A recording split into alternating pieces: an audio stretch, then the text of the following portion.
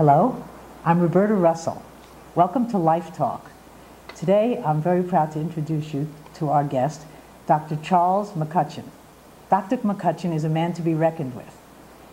He is a professional scientist specializing now in aerodynamics, theoretical aerodynamics, that is, at the National Institutes of Health in Bethesda, Maryland. He's got a PhD in nuclear physics from Cambridge. He's published over 70 articles in magazines as diverse as Science and Nature and as specific as the Journal of Theoretical Biology. But none of those are the reasons that he's here today.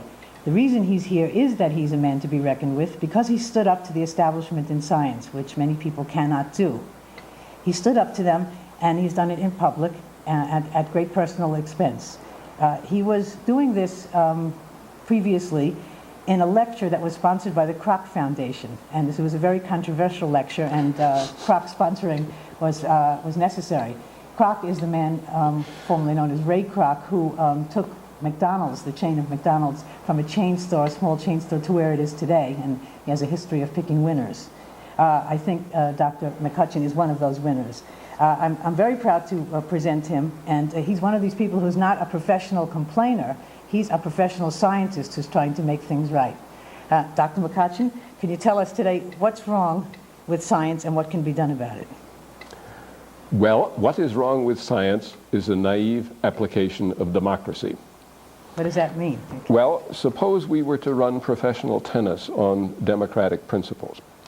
Suppose that invitations to major tournaments were given out by panels of ordinary competing professional tennis players. Good ones, bad ones, medium ones, the whole bunch. What chance is there that Martina Navratilova would ever be invited to compete? By the second runner-up. Not a chance. Well, is that the case today in science? Yes. This is the way biomedicine is funded in the United States. What happens is that scientists prepare grant applications which are sent to the National Institutes of Health, where they are reviewed by panels of other scientists, panels who compete with the scientists who write the grant applications. Now, obviously, a good grant application is seen as a threat, and consciously or probably more often subconsciously, the good applications will manage to get rather poor reviews. And since these reviews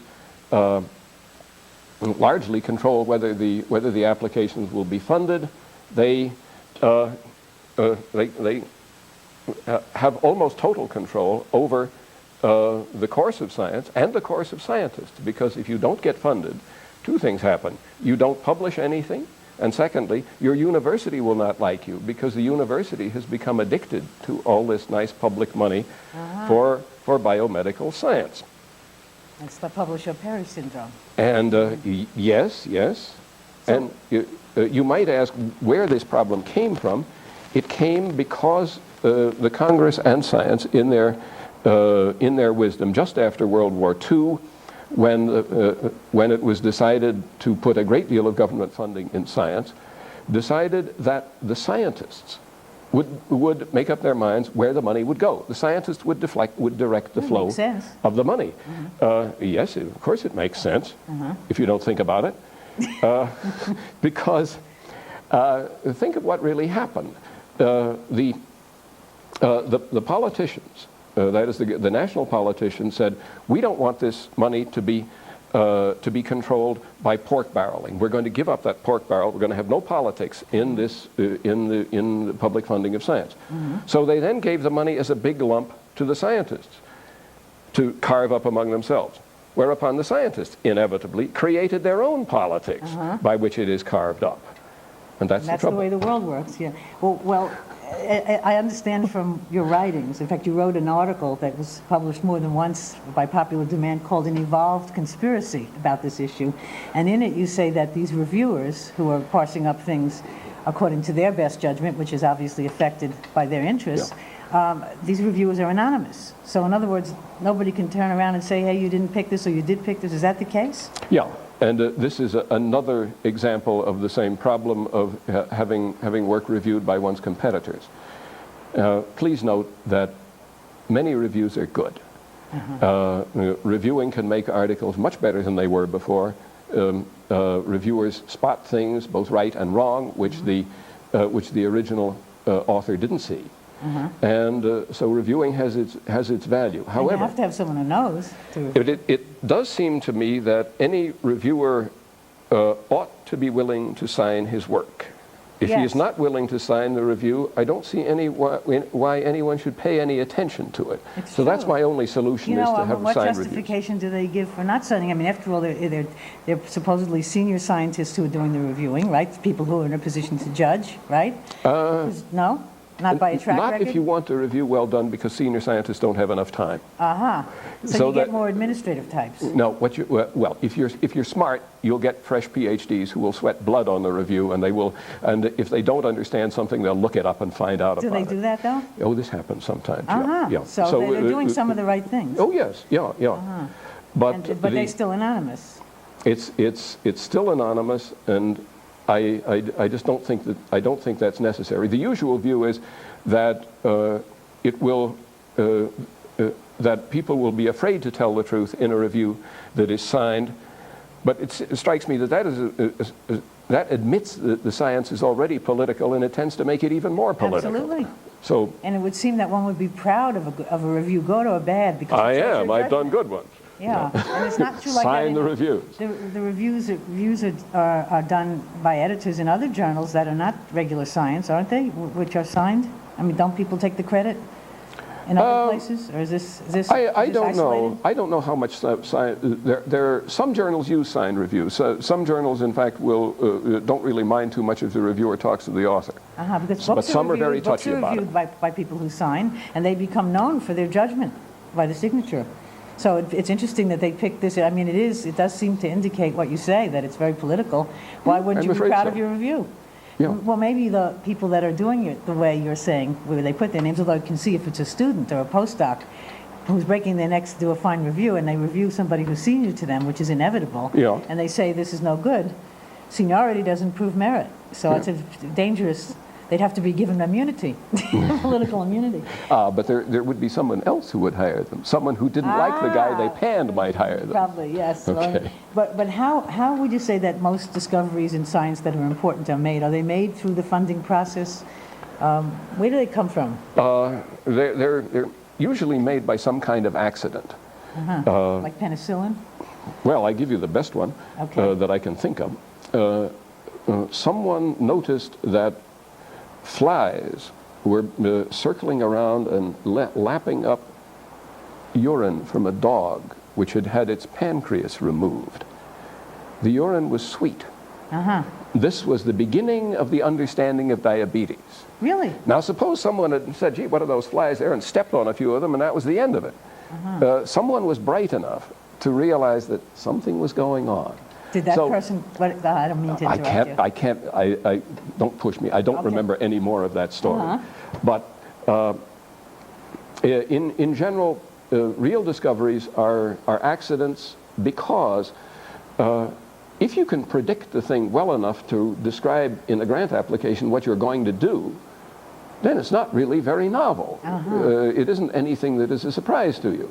So that the real discovery will be something you didn't plan. And incidentally, real discoveries are frequently made by people who somehow or other manage to outsmart the system. How's that? Well, when James Watson, one of the co-discoverers of the double helix, that is the structure of DNA. This is the molecule, the blueprint molecule of light, which is the rage of science today all over, and which is the basis of genetic engineering and everything, and most of modern biology. He was supposed to be in Copenhagen. But in fact, he didn't want to be in Copenhagen, even though his sponsors wanted him in Copenhagen. He went to Cambridge in England, and he talked to Francis Crick at some length, and out of it came the double helix. So he bypassed the system.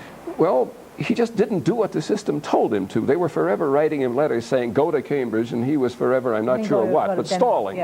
And out of it came this marvelous discovery. Did he have any trouble once he got it out? Or? Not after he'd made that discovery, he didn't have much trouble. That was just too good to miss. Well, you talked about, in another article you did called Bring Back Patrons. Yes. About the patron system. And I know that you can pick winners. Like, I don't know about finance, but I know there's some people who have a better track record than others. And I assume it's true in science. Of course. So some people are more likely to succeed. And in a sales organization, 80%, well, it's the 80-20 rule. It's a rule of thumb. Probably works for most fields, but 20% of all the salespeople make 80% of the sales. Yeah. Now, in science, I suppose the discoveries are made by.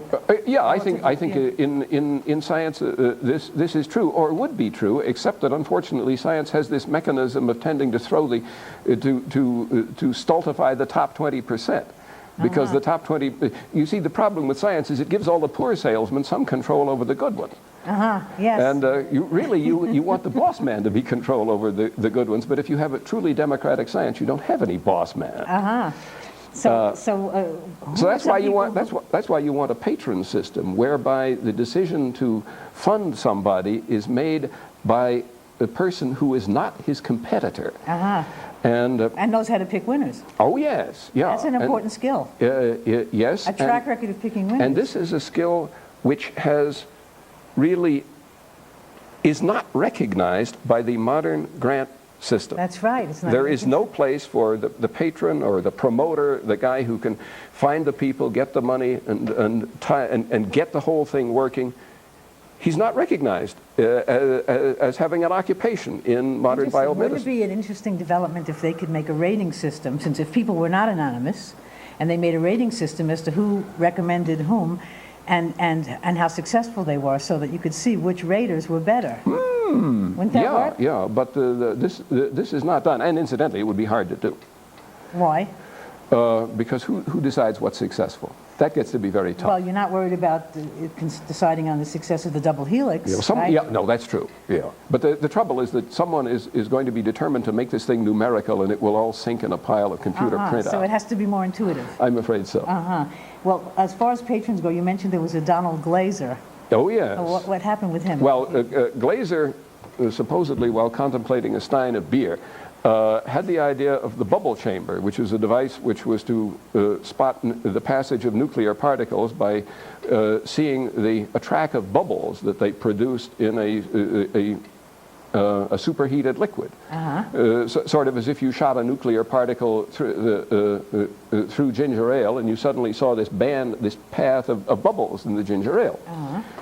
Well, Glaser took this to the National Science Foundation and some other funding organizations and got nowhere. But people in his university found $500 to support him for the first year, and that's all it took.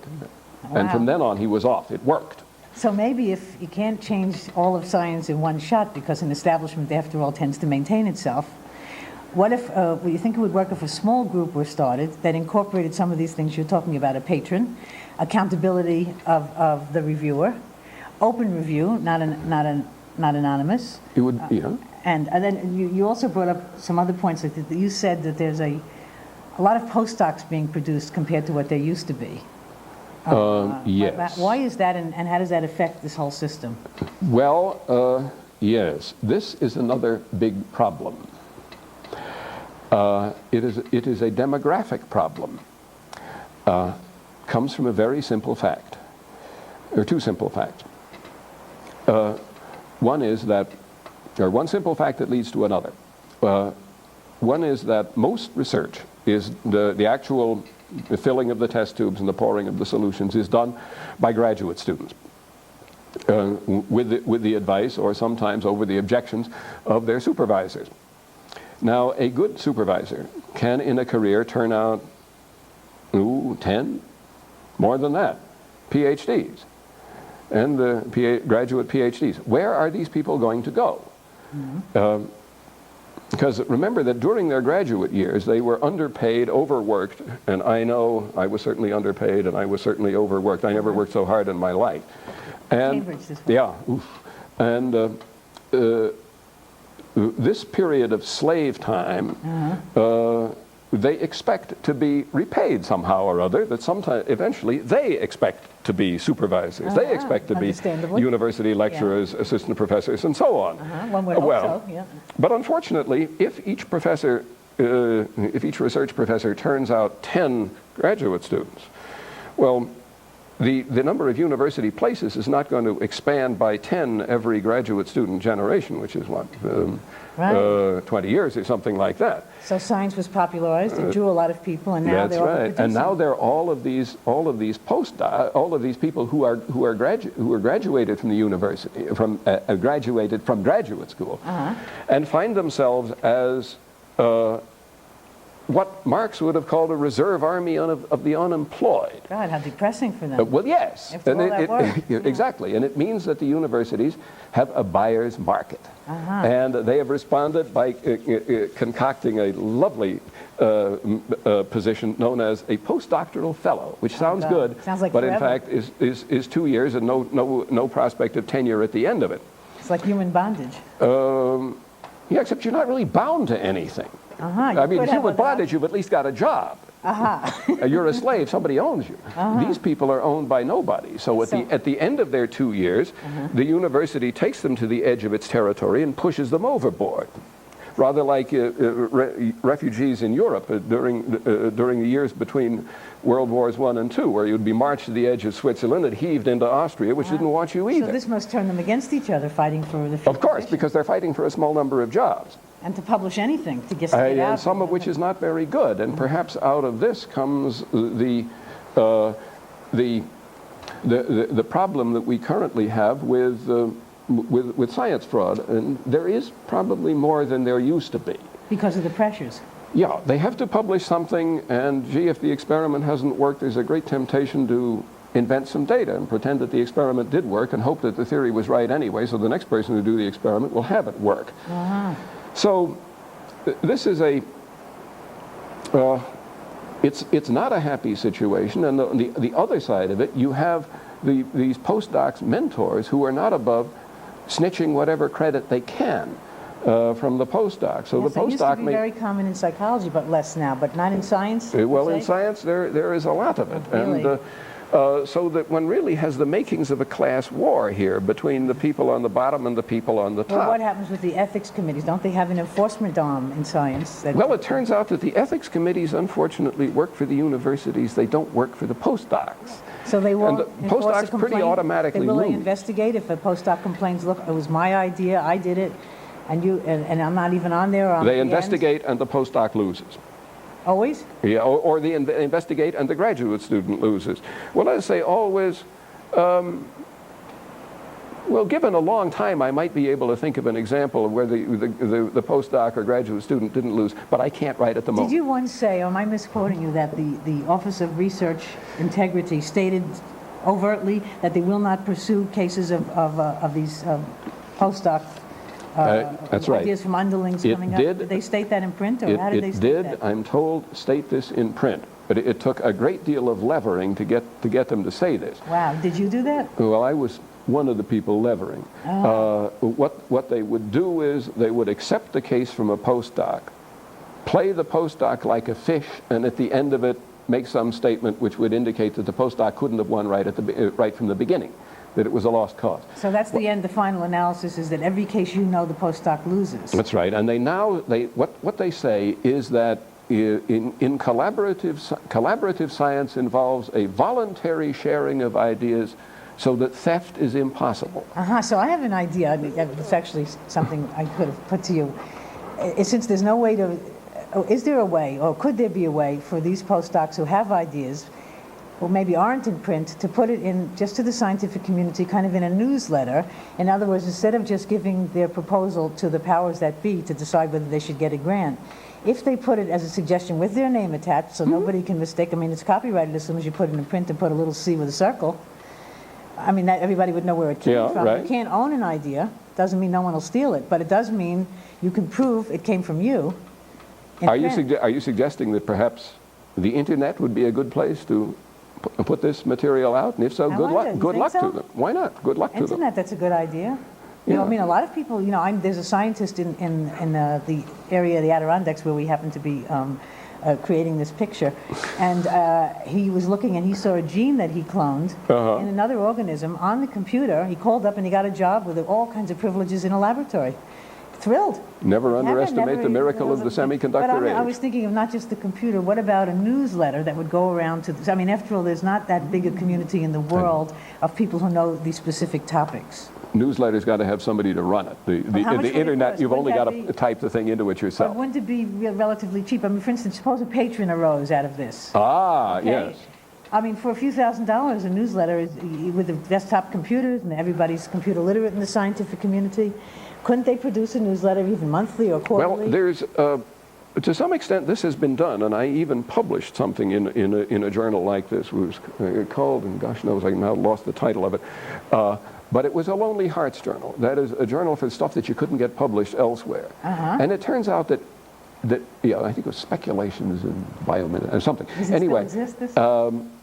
that it turns out that people are unwilling to publish in these things. They Because want. they're afraid? No, not that. They don't want to have their names associated with a Lonely Hearts journal. But what if someone prestigious was the sponsor? A prestigious Lonely Hearts journal, this has That's not yet another been story. produced. It might be possible, yeah. So well, actually, we could, if somebody watching this happens to be prestigious with a little bit of money, Yes. they could have a journal or a newsletter named for them and see what happens. Yeah.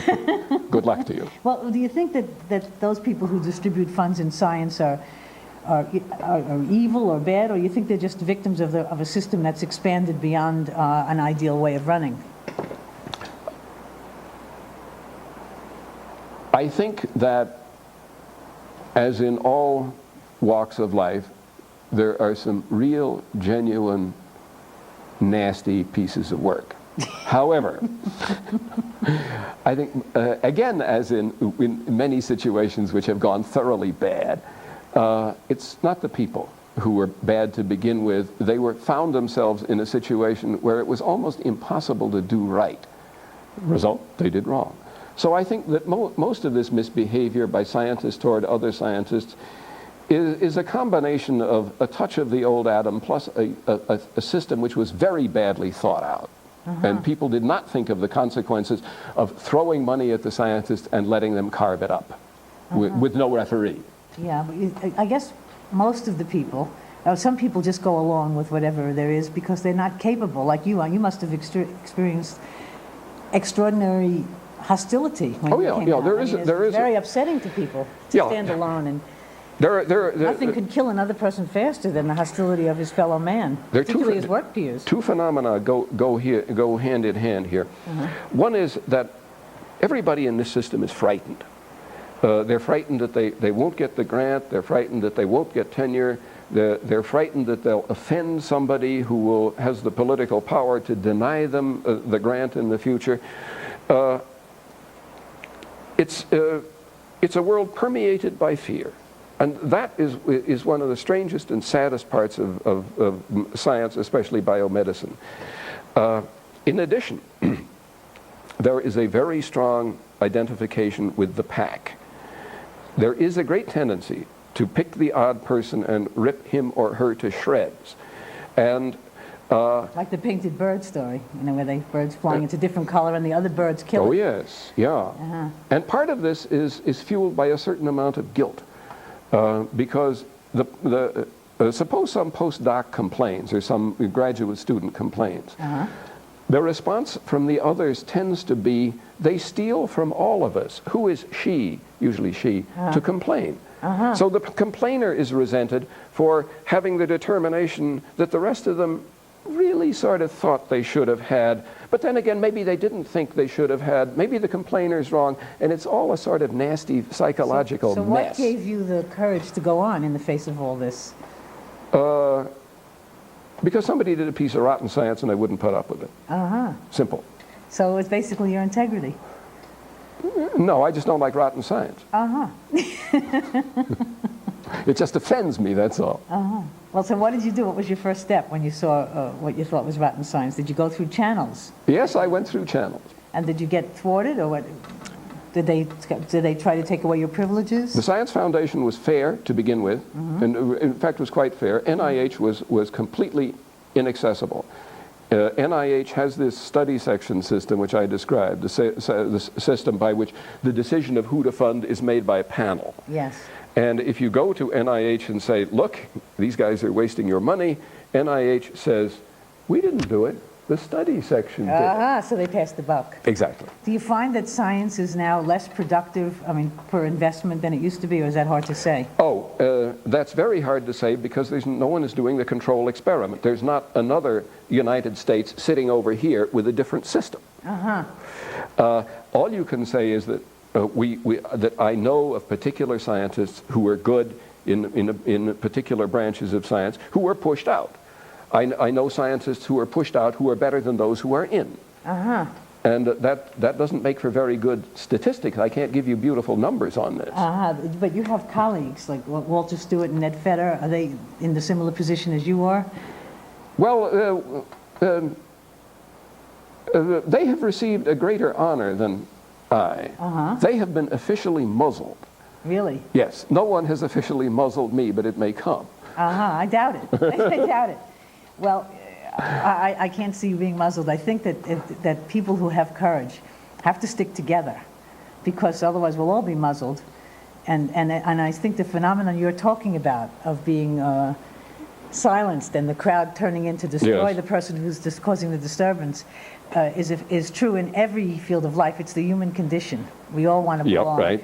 And so, but the best way to combat that is to create channels of open information, whether it's through government or through science. And I think that if anybody's interested, they could contact you and maybe start a way of keeping track.